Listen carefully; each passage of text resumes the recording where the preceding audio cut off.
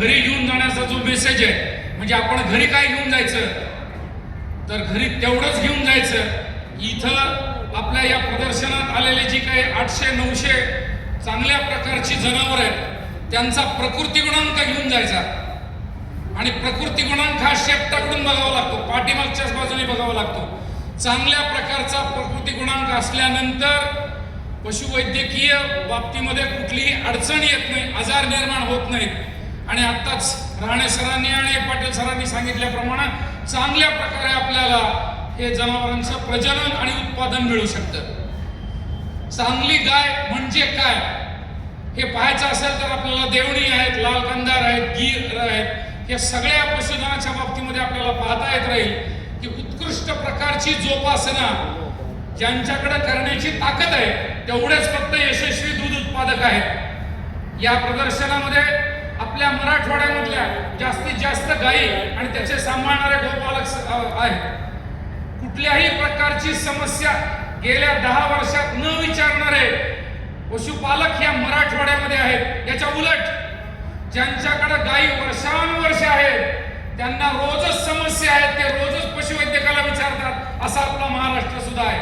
म्हणून कुठल्याही प्रकारे पशुवैद्यकीय मदत आणि उपचाराची गरज लागणार नाही. याच्यासाठी जर आपल्याला पशुधन पाहायचं असेल तर ह्या महापशुधन एक्सपो मध्ये आपल्याला दिसेल. आणि अशा प्रकारचे पशुपालक मराठवाड्यात आहेत, हा मराठवाड्याचा अभिमान आहे, हे मी तुम्हाला आवर्जून सांगतो. पाहायचंच असेल आणि नाव घेऊन जायचं असेल तर बच्चेसाहेब देशमुख आहेत, देवणी गाय जरूर बघा. डॉक्टर खापरे साहेब आहेत, गीर गाय बघा.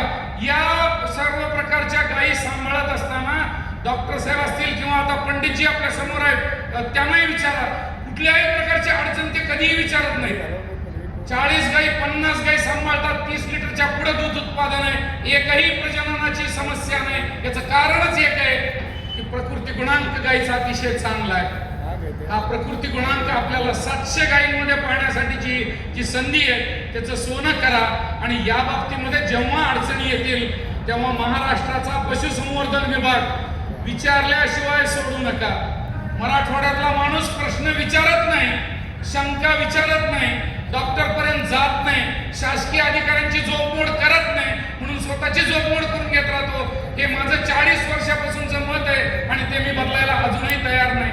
ज्यांना दूध उत्पादनात पुढे जायचंय त्यांनी मात्र या प्रकृती गुणांकाबद्दल निश्चित विचार करावा. खूप खूप धन्यवाद.